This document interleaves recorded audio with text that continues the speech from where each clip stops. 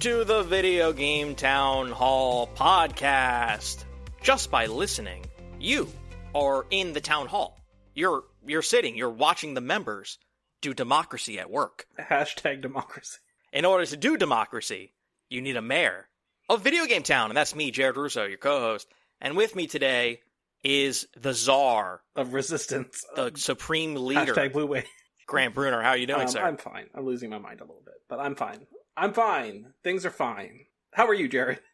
Better than most people who are losing their minds. Which is so funny because a game I played the last few days was about someone losing their mind.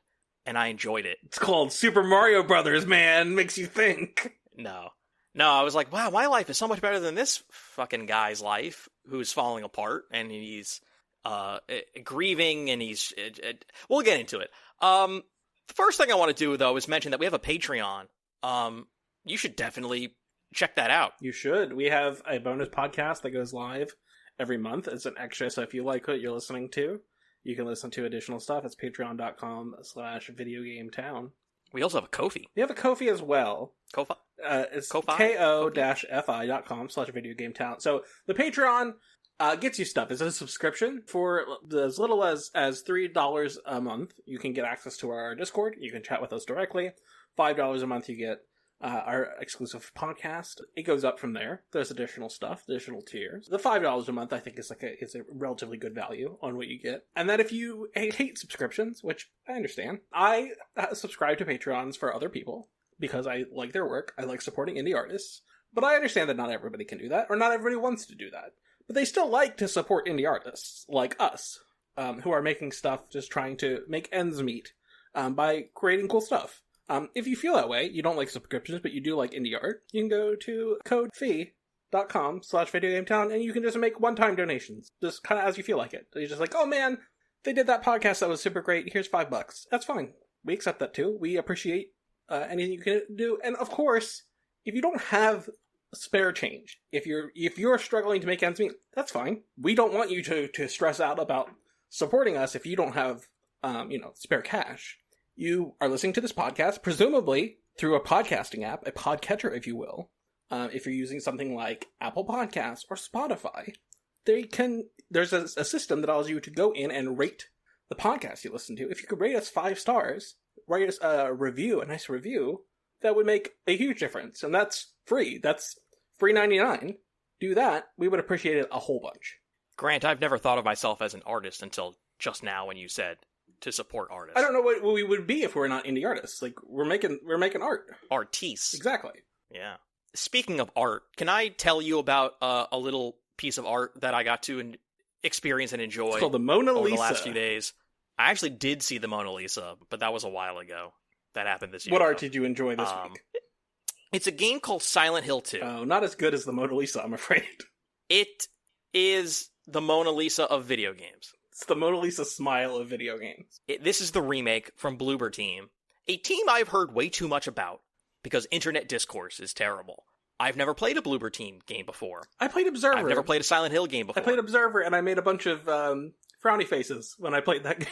Well, their reputation is all over the map, but having never played a Silent Hill game before, I bought this, I don't know, a year ago, and I had it on my PS5, and my schedule was busy-ish, and I figured I would want to play a game I could pause, something I could beat in 10 hours or less, and I figured, let's just get this over with. It's Resident Evil adjacent. And boy, did I get sucked into this one. I did not expect to enjoy it as much as I did. And here's my main takeaway. You know how often people say that Silent Hill 2 is their favorite video game of all time? Oh, for sure. People love that game because it gives you all of the things that you want out of like a piece of horror, but it's also a video game. So it is like good horror and also I wouldn't necessarily go so far as to say a good video game, but it is a video game and good horror. I fully understand 100% why people would consider this to be their favorite game. Yeah. Like, I get it. It's real good. It's really good. Imagine how it would break your brain if you had played that in like 2001 or whatever when it came out. Having played the RE1 GameCube remake when it came out, and as a preteen or whatever I was, 5th grade, 6th grade, something like that, I was like, wow, this is way too scary, but also I don't like this game because it's like the controls are weird and the camera angles are weird. Asks a lot out and of it you. took until RE... It took until RE4 for me to like really get on the wavelength, and then I can go back and appreciate it. I don't know what I would have thought back when it came out, but to me, I'm not really an enormous horror person. I don't hate horror. It's just not. It's not my go-to genre. I've enjoyed plenty of horror. Listen. To talk about books. I love Stephen King. He writes a lot of horror, not exclusively horror, but he writes a lot of horror. And I've liked plenty of horror books. I just don't think the Resident Evil games are that scary. I would agree with you, with the exception of 7 still gets people. I mean, it is unsettling. I would wholeheartedly agree that it's like, oh no, maggot people, bad. I mean, having sat next to some scaredy babies who have been on this podcast before, they have been just straight up talking about you, James. Oh my god, that mannequin wasn't there. Darren and James, that mannequin wasn't there before. Why is there a mannequin there now? I'm like, because the game's messing with you. Like, you have a gun. Like, keep going. They're like, no, man, I don't know what's around that corner. Yeah. And it's like, God, you people are such babies. But Silent Hill 2 is the scariest game I have ever beat. That's cool. I've played Amnesia and I've played some other things, but I beat this. Amnesia is really stressful. Legit. I don't think that, like, maybe my scale for scary is really fucked up. Is like, I find playing Amnesia to be really stressful, but I'm not scared. Yeah, no, I'm with you in like when I watch horror movies, like it'll startle you, but it won't scare you. I've been actually for real scared before, and like real life. And then when I watch movies or play video games, like let's say 99% of the time, I'm like, I don't feel scared. Like I feel stressed out maybe, or I feel like, oh, this is fucking gross. But I don't think there's very much that makes me scared. So it is intriguing for me to hear that Silent Hill 2 is actually the remake is actually fuck off scary. So the way I'll put it is, I am immune to their tricks. I am immune to their scary charms. But for the layman, if you are wanting to avoid quote unquote the scariest game that one can like finish, this is it. It uses every single tool in the tool shed to get you. Yeah. I'm talking enemies around corners, things moving that disappear, lighting, shadows, darkness, a scarcity of ammo, hate that. Pop-up stuff, bosses chasing you, creepy mannequins that sort of like multiply when you like turn around and then turn back, disgusting levels and just goo and drippy. Like every time you walk into like a room, you have no idea what's going to be in there. Like it's a Giger design, right? Like it's oh, dude, drippy and it's like Hannibal, Silence of the Lambs, like Red Dragon, like torture porn, like disgusting, like dead bodies hanging in chains, and like the bosses are like just weird shapes that have like geometry in them, and you're like, oh, that's not how a thing should look. And Silent Hill 2 is the Pyramid Head one, right? Yeah, okay. Yeah, and like TVs that are like fuzzy, and that's the only light, and like the radio will like play crap, and the audio design's really great. But this game is mostly a puzzle game. Yeah, this is the part about Resident Evil that I find the most unpleasant. The way that they do puzzles. Not that all puzzles are bad. I obviously don't feel that way. The way like Resident Evil does puzzles, or it's like, find the blue key. It's the blue elephant. I'm like, fuck this game. Fuck this game forever. I don't want this bullshit. Oh, see, I love that stuff because it basically gets you to go around like an apartment building or a hospital or a prison and find the key, go back, open that door, get another item, backtrack, and then while you're going back and forth, that's when they sort of like put enemies and they try to get you. No, that's why the best parts of like Resident Evil 4 are like, there's so many fucking not zombies here, and I have to try to make my way through this thing, and this is gonna suck so bad. Like, that part's good. The part where you go like 12 matchstick is like, fuck off. So the way I would describe Silent Hill 2 is the combat is very throwaway. There are 3 guns. You don't get the shotgun or the hunting rifle until late. So you just have a pistol and healing items, and it's so bare bones. You're not really in it to do combat. You're just like, if they're in your way and they attack you and your health goes down. It's mostly like level design, reading lore, exploration, and a lot of like very intricate puzzles, like some kind of head scratchy puzzles, including like numbers and dates and letters and like rotating cubes and like weighing like a scale, like what goes on what side to like balance the scale, like stuff like that. But I was sort of taken aback by the narrative. And that's what really drives this thing, is it starts like sort of en media res. You're this guy and his wife is dead, but he's in this foggy town of Silent Hill and he's looking for her. And you're like, well, that's incongruous. She's already dead. Why is he looking for her? And as you encounter other people, they also are looking for people who they know are not there, but something has drew them. Something has like pulled them into this town to keep searching for a thing that they already know isn't there.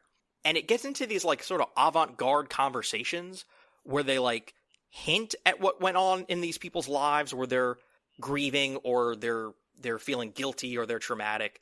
And it was like, I was like, wow, this is like very, I don't want to use the word adult. That makes it sound like it's like games are for kiddies, but I was like, this is very impressive stuff. It's very like adult, the writing meaning and he acting. got his cock out. Right. No. But like it really, like I wanted to keep seeing not what would happen, but just like I just wanted to learn more about what was going on, and it would keep kind of sort of like teasing and like the deeper you kind of get into it, you're like, oh, okay, I think I kind of know what's going on. That's fascinating. Like I want to know more, and it keeps like everything is very dreamlike, and it's like it's just compelling. It is a really fantastic game, clearly built on the bones of the original, but it's cleaned up and it controls really well. This shit slaps, and I was not expecting to like it as much as I did. This is a fantastic game.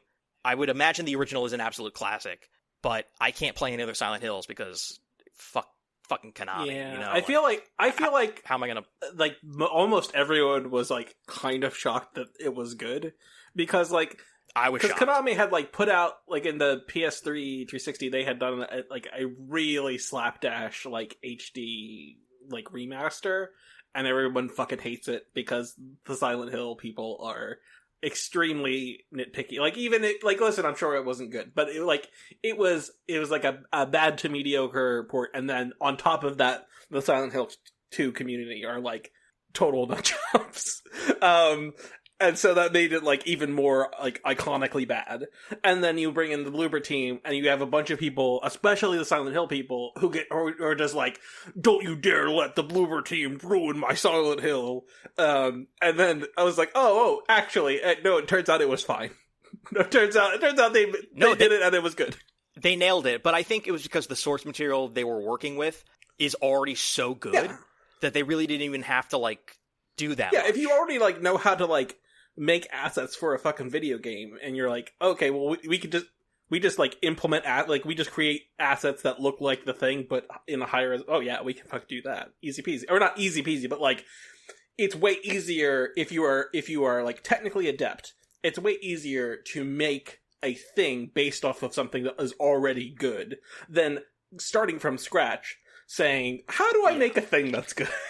Well, I'll give them credit for this, too. It's not like they didn't screw it up. Apparently, they added things, both in terms of gameplay and story, to sort of lengthen it out. And I couldn't tell what was new or what was old. Like, the pacing was great. Like, every level was a self-contained, like, great sort of level with it, like, the perfect amount of puzzles and the perfect amount of sort of, not backtracking, but, like, you get a key and you can't open that door, and you finally get the key, you can finally go through the door and sort of progress. And it was, like, each one was great. It was like, the town is really great, and then you go to an apartment building, and that's great, and then you go to a hospital, and that's great, and then you get sucked into the abyss, and then you're in a prison, and that's great.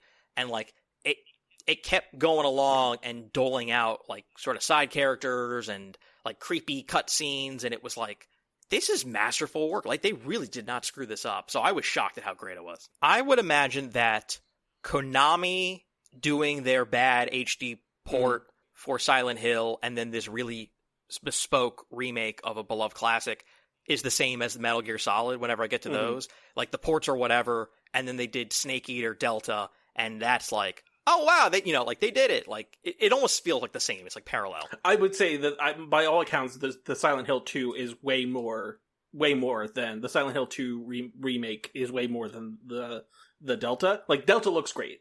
Frame rate stuff, but like, in terms of like the video game, it's like the PS2 game is still like running. It's like running inside of Unreal Engine 5. Like I think the Silent Hill 2 thing, like, that's made from the ground up, is it not? I believe so. I believe Bloober has their own engine, or they just use something that we are. What's the alternative to Unreal that everyone else uses? Unity. It might be that. I don't know, but it looks like this is. It looks like the Silent Hill 2 is a UE5 game. Oh, really? This is what the Wikipedia says. So take that with whatever grain of salt. This did not feel like that. It ran smoothly. Oh, you can have totally fine UE5 games. You just have to know what you're doing. Oh, yeah.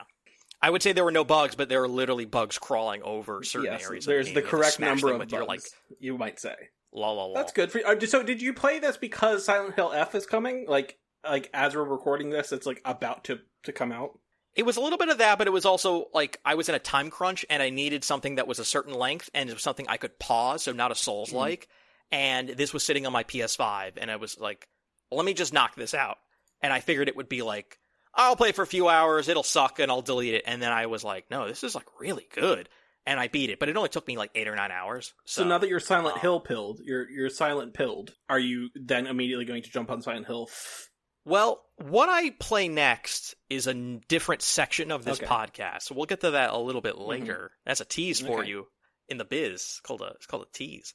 But let's talk about games you've been playing, Grant. You go to funerals and things, you're spending a lot of time not playing games, but I did play games. I've been playing Highway Blossoms, which is an incredible, you might call it Yuri, or Women Who Love Women, story. Is a kind of like an adventure where they go out and there's two main characters, but there are other adjacent characters who, they end up that one character finds the other character, like broken down on the side of the road. And they end up going on a gold adventure. Somebody from the gold rush era had buried some gold, and they're off to find it across various stashes. And they find romance along the way. And it's a visual novel. I've written about it slightly in the past, but I've been playing some Highway Blossoms, and that's been wonderful. And I've chipped away at some Death Stranding 2. I continue to really like that game. You're in Australia, and it looks really beautiful, and it's fun. Jared, we're running out of runway. Do you think you're going to get to Death Stranding 2 before the end of the year? I am in chapter 5 or 6 of Death Stranding 1, and it turns out that game is really long, which is insane. You can cut through a lot of stuff and just kind of like mainline it. But yeah, that game is not short. Because they keep showing new items for me to use. They gotta run out of items. No, they keep coming up with new interesting things for me to build or ride or wear. Because you have to conceptualize these games as being built on not literally the tech, but the ideas that he was working on and he and his team were working on with MGS5. So many of those ideas are brought over into the Death Stranding verse. Yeah. And so in Metal Gear Solid 5, they're popping new items the very end of the fucking game. Hey man, I'm having a ball with Death Stranding 1. It's good. But there's a part of me that's do I just stop and go to 2 or do I keep going with 1? I don't know what to do. I guess it depends on how much you need something in your top 10 at the end of the year, because we are now starting to get into GOTY season, where we need not necessarily and October stat. Yeah, we need to start thinking about how, and we've already done some prep, but we need to start thinking about what the end of the year looks like on the video game town front. But I've been playing some of that, and I just wanted to there's two things that I have not played. The one thing that I have not played yet because it's not widely available, and the other one is just a little plug about cool stuff to watch. One is Blippo Plus, which is BLIPPO .plus. Is that a clown? Blippo so the this clown? This is put out by, you're gonna fucking love this, Jared. This is put out by Panic, which are the same people who published Firewatch. They published Untitled Goose Game. They are the creators of the Playdate. And so this game is actually technically available on the Playdate, but it is coming to Steam and Switch 2 this week as we're recording. Probably last week as you're listening to this. And it is it is like an interactive channel flipping fake cable thing. And it is $10 American dollars. And it's going to be on PC and Switch. And I have seen quite a bit of it. I am extremely excited to play it. And I think that I just wanted to get you on that Blippo Plus tip. Wish list.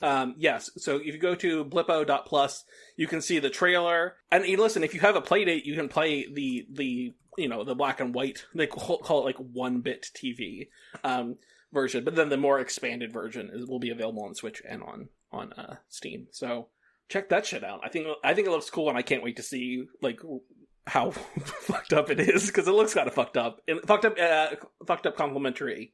It looks like all of like the VHS effects, incredible, just superb.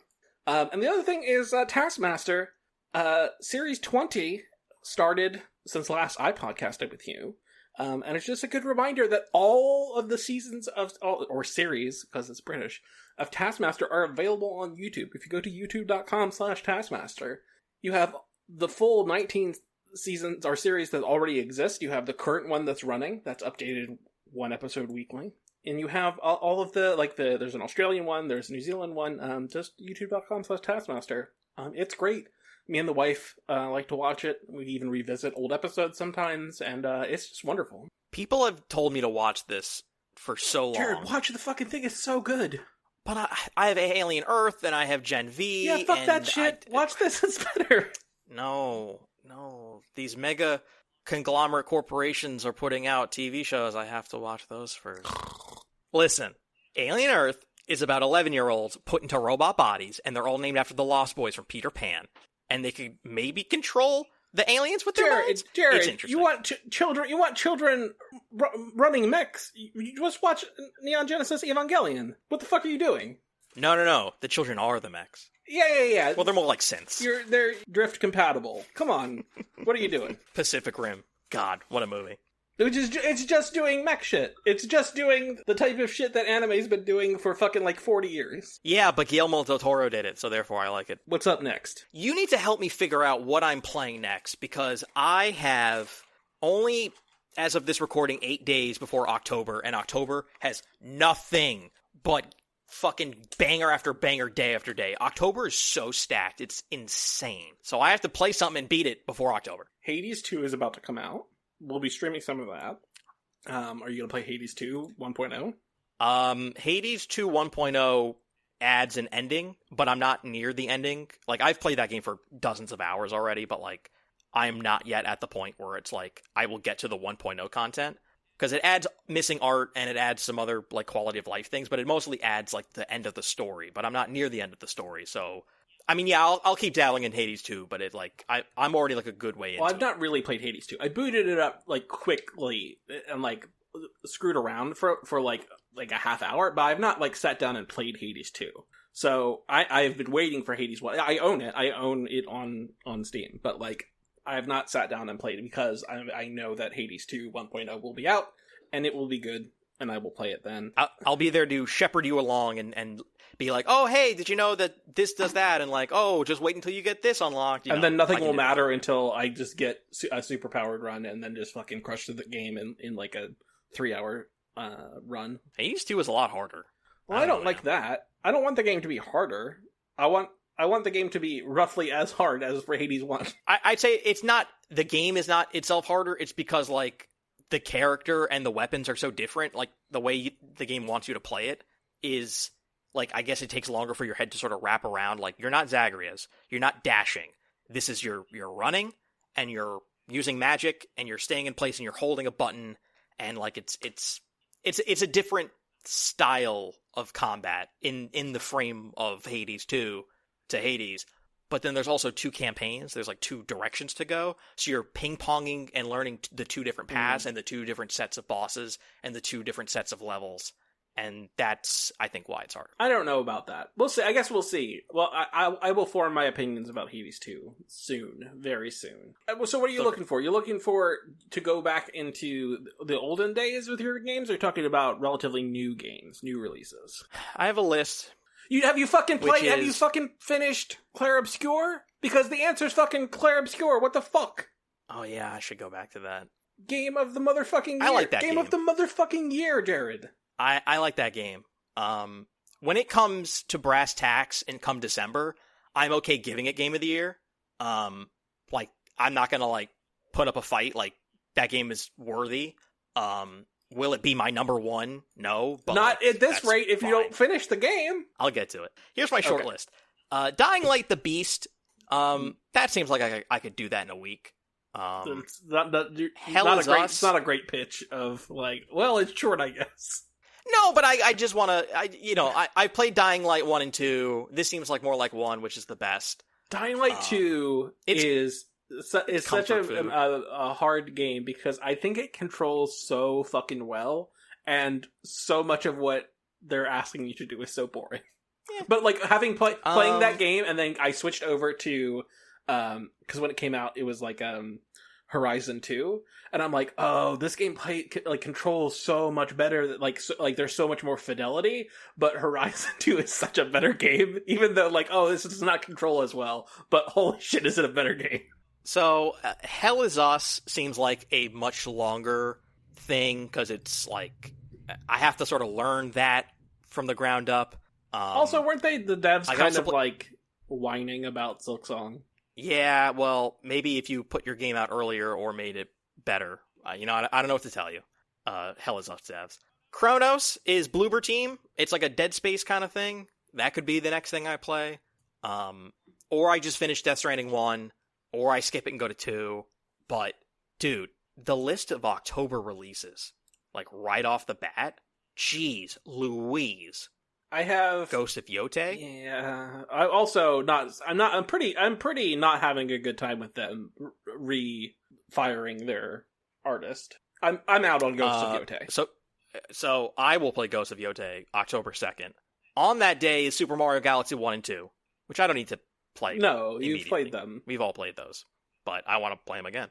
We still have to finish Borderlands 4, but that's like a streaming thing that I'll do on the side. Which I do have to say, I've always found it insane how much people shit on the writing of Borderlands 3 when I go, have you seen the writing in Borderlands 2? It's so bad. Holy shit. And so they're like, this isn't very good writing. And I'm like, is it possible you just grew up between the release of Borderlands 2 and 3? Because I played Borderlands 2 and went, woof, this writing blows ass. Borderlands 2 is the best written of any of the Borderlands games. Which is embarrassing because it's so poorly written. Borderlands 3 might be the worst written thing I've ever played. I mean, I just the thing is, this about me is I'm certainly not saying like, oh man, I'm not defending Borderlands 3. I'm just saying like, I just can't see how you look at Borderlands 2 and go, this is incredible, and you look at Borderlands 3, you go, this is dog shit, and you don't look at both and go, woof. No, but like 2 had its moments in that like it's funny, like it threw a lot of shit at the wall, and some of it stuck. The games that came after it, they have nothing. They have less than nothing. I think that those games look cool, and they play fine. And I've always found every bit about the way that they are written to be extremely obnoxious.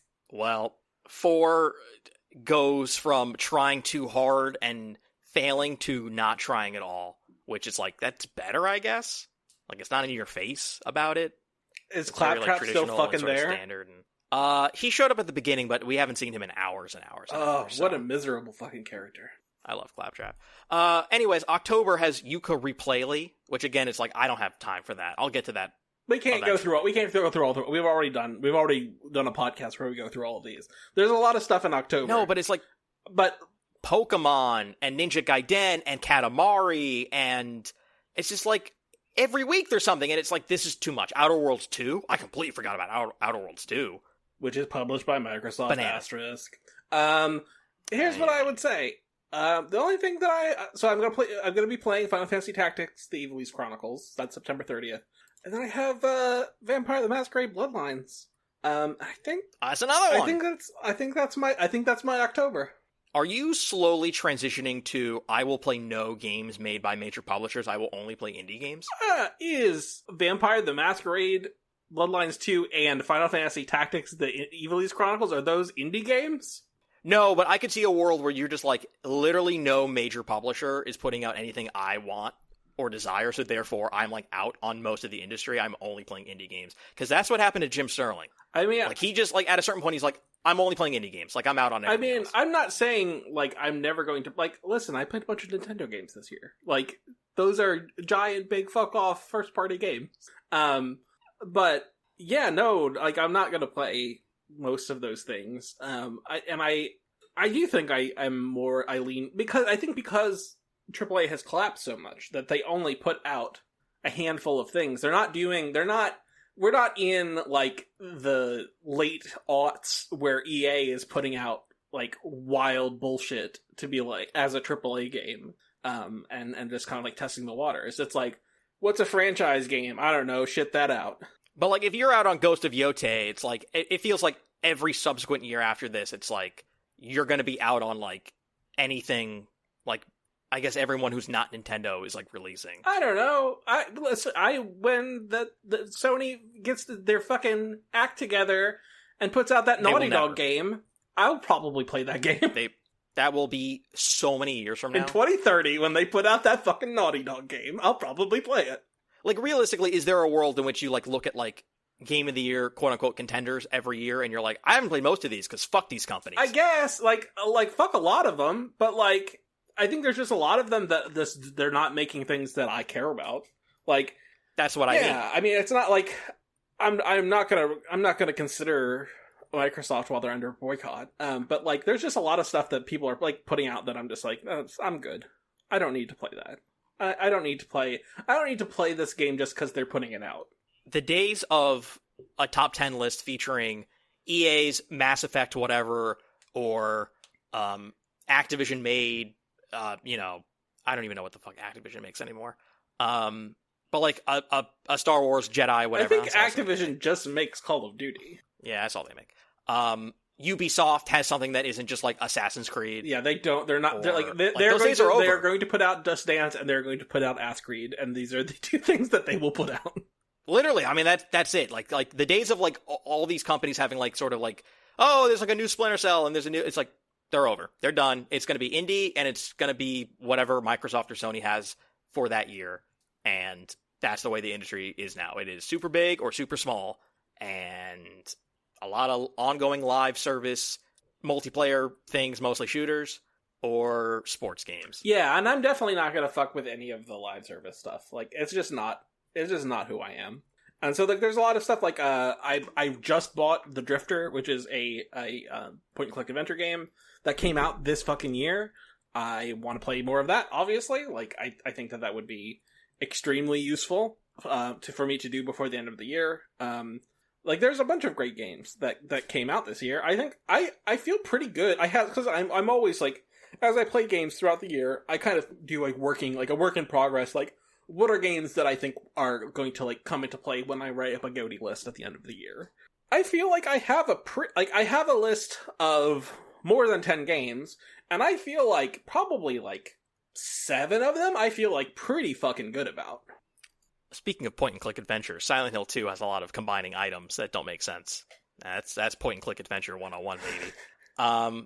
I feel like my list is a lot of 8s and 9s that are flawed. Like, games I like, but I don't love. Because it's like, but like, like I don't have anything that like sent me to the moon where I was like, oh, it's Balatro. Balatro's perfect. I love Balatro. Like even Blueprints like has its issues that I have to sort of reckon with. I don't want to spoil anything, but Blueprints is nowhere near my top 10 list. Oh yeah, obviously. But like, I don't want to say it's the year of disappointments, but it's the year of like games where it's like, oh man, like you were close. I don't know, man. Like the top 2 games I have I feel fucking over the moon about.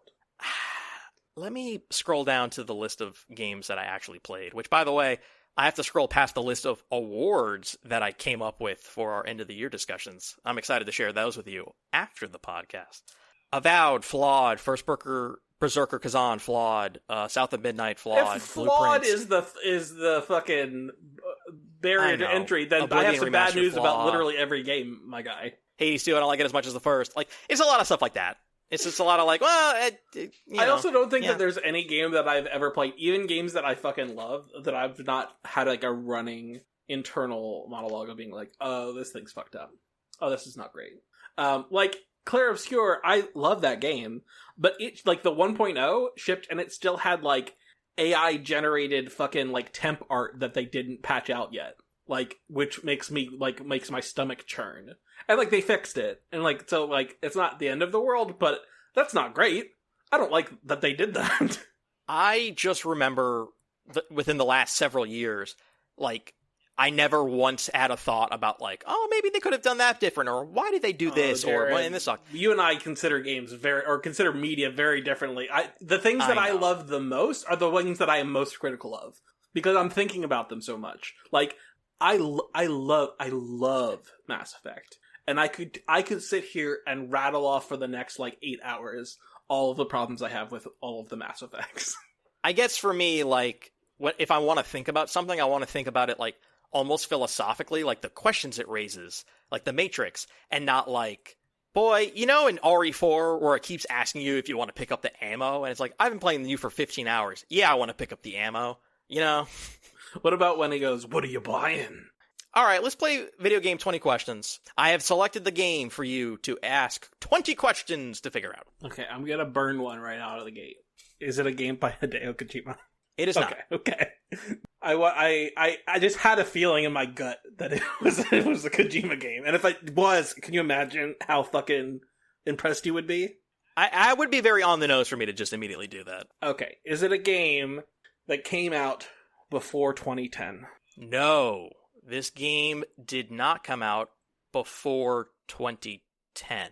Is it a first-person game? It is not Not a first-person game. Would you classify it as an RPG? No. Not. I would an not. RPG. Would you classify it as an action-adventure game? I would classify it as a very particular brand of adventure game, but if I were to say it out loud, it would give it away. Okay.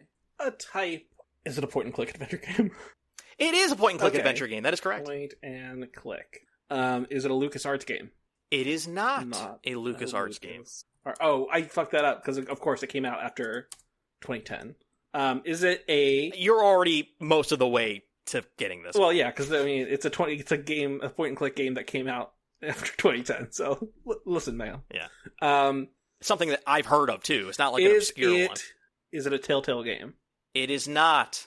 Not a Telltale. Is it a Double Fine game? It sure is, Grant. Is it Broken Age? It's Broken Age. This should not surprise you, a massive backer on Kickstarter of Broken Age. Yep. Got it in 10. You did. And the first thing I typed into my computer was Tim Schafer. That was the creator who I was thinking. I was like, maybe I'll give you a Tim Schafer game. And then I figured I would give you Broken Age, which is a sort of like perfect midway point of his earlier works and the modern works. And the modern works being rad. And Psychonauts 2. Psychonauts 2 and the Halloween one where you're trick-or-treating. Oh, that definitely came out. The Costume Quest came out before Broken Age. Oh, yeah, you're right. I like Costume Quest. Those are good. Those are like those are really Xbox good. Live arcade games. Those are old-timey at this point. Broken Age was They're in great. the 2010s. I love the first half of Broken Age. And they put it out in, like, they shipped the first part and then they shipped the second part. And I like the second part. But I think the first part of Broken Age is really fucking good. Did you enjoy the twist? It's fine. It's fine. So much more about, like, how the characters are. Also, I want to say Jennifer Hale is... I'm gonna double check this, because I'm like 99% sure it's her. But Jennifer Hale is when you're playing as the boy, and it's he's in, like, the modern, like, a futuristic setting. She plays the, like, calm, like, robot lady. And I'm like, this is unlocking, like, a thing in me. Like, why? Like, I don't consider myself a yes mommy type person, but I'm like, why is this awakening a thing in me?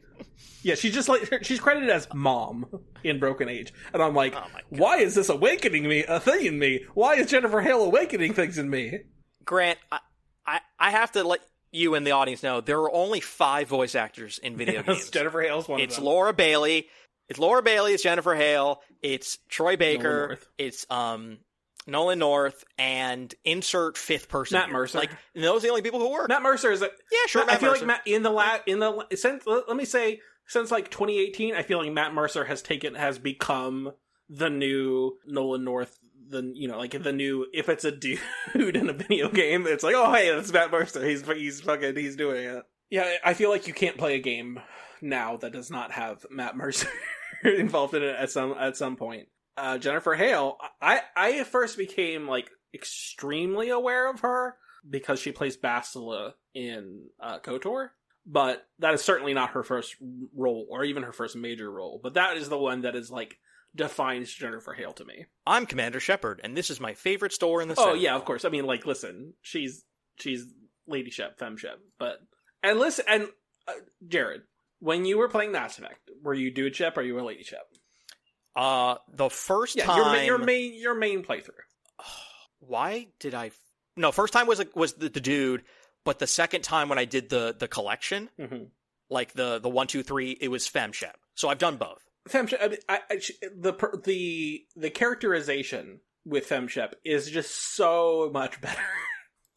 I feel that the dude's lines are fine. He's fine, but it just feels like such a generic video game protagonist. And then you play as Femme Shep, and you go, "Oh, this is like a person." I enjoyed my time with regular Dude Shep. He's fine. She also notoriously a part of the Metal Gear series. Metal Gear? She's Naomi Hunter.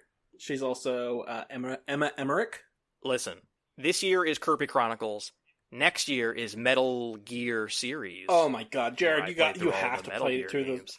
I mean, I don't think that you should play those MSX games. Like, I don't think you should play those like 1980s like Japanese computer games. No. Yeah, I can skip those. Don't. I can skip those.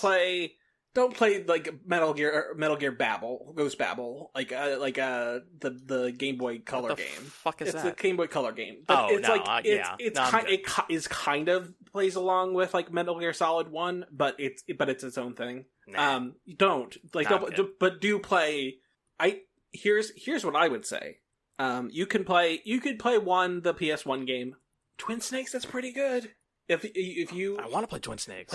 Twin Snakes is good, and I feel like it does not get enough credit for being pretty fucking good. Play Twin Snakes, then play the HD ports of 2 and 3, or whatever. You could just play the HD port of 2 and then play Delta. Here's the thing: the only way for you to play 4, at least as we were recording, is you either have to drag out your PS3, which I assume you still have. I don't have one. Nope. No, you don't? I've never owned a PS3. What? I never owned... I always borrowed a PS3. Dude, I always the borrowed PS3 was such a good console. Like, it's filled with bullshit. I disagree. I think that console was not good. I really loved the PS3, and it's such a weird thing. But the only other way, if you don't have a physical PS3, you have to, like, subscribe to Sony's fucking thing, fucking, like, streaming service. Or, listen, I know that there is like emulation, but PS3 emulation has always been weird and fucked up. I remember borrowing PS3s in grad school or college, and then when I got my PS4, then I would like go back and like play things or whatever. Yeah. But... So the annoying thing is that like it's so difficult to play MGS4, and like. I can say, oh, just play Twin Snakes on Dolphin, and I know for sure that you'll be able to run that just fine. Like, kind of like no matter what you have, you're going to be able to emulate a GameCube. It's easy peasy. You could theoretically emulate a PS3, but it's going to be a shit show, and you need a powerful computer, which I know you don't have. That'll be a 2026 problem. Yeah. But even Peace Walker and Acid, I think they're on the modern stores. Like, you just buy them and Peace Walker, you can play on the Xbox. You cannot play Acid. Acid, I don't think Acid is anywhere. Oh. Interesting. Acid is not anywhere currently. But there's also like those are fine, but those aren't like the mainline games. There's also a game called Metal Gear Solid Portable Ops, which was kind of like the progenitor of Peace Walker, but it was not led by Hideo Kojima, so he like pretends that it never existed. I can emulate PSP games on my Steam Deck. I've done that. But yeah, definitely play Peace Walker on like a modern console. Because let's do plugs. You did a Majora's Mask stream to insult me personally. What? How is that insulting? On the YouTube VOD, Video Game Town, go to our YouTube. I left a comment. Sorry I missed this one. Would have loved to hate all over this game being a rush mess with Unfun Timer. Jared, that game is so good. I did that on purpose. So that's up, as well as there's a Hades 2 stream. Yeah, it's gonna come out. It's gonna come out this week. We should probably stream Hades 2, right? Oh, 100%. Yeah. But it'll be out by the time people listen. Yes, to this, correct. So yes, you will be able to watch that on YouTube. We'll be streaming that. I am in the works of writing up a thing called Do Literally Anything Else, and it's about how to stop yourself from spiraling out of control as we slide further into not slide into fascism, slide further deeper into fascism. Some things you can do to improve your brain instead of just wallowing on the timeline. Anything else you've written? I wrote a Silent Hill 2 review. Timely. I'm proud of. I think that one's actually pretty good. And then I'm gonna try to push through a revised Hades 2 roguelike editorial, because I don't feel like I've played enough Hades 2 to review it, but I wanted to write something about it. So I wrote about the genre. So that'll be going up. And then possibly a staff-wide column, a new series called Talk of the Town, in which various members of the team will discuss a topic. Be on the lookout for that one. That one's a very spicy one. And yeah, there you go. That's Jared, it. I'm making the you put your pointer finger and then you put it into a circle of your other hand. I'm doing that over and over again. You mean like an arrow hitting a bullseye? Is that what you're referring to? That's definitely what I mean. Bullseye. Take us home. We did it. We did a podcast. Videogame.town. We're on Patreon, Ko-fi, YouTube, Twitch, Instagram, Blue Sky. Go to our website. Follow us. Add us. Like, follow, and subscribe. I think I hit them all. Yeah, all those things. Email Jared at videogame.town and tell him that Majora's Mask fucking shreds. It's one of the best games on the N64. Good job, Nintendo. That's not a very high bar. I guess, but it's really good. There's like 10 N64 games that are worth it? There are more than 10, but it's not that many more than 10. I would say it's probably... The highs? Probably 20. There's probably 20. There are probably 20 N64 games that are, should be, you should study if you're a young person and you want to go back through the history of video games. There's probably, 20 N64 games. The highs are very high, but the lows are so low. That's true. All right. See you next week, everybody. Bye-bye. Bye-bye.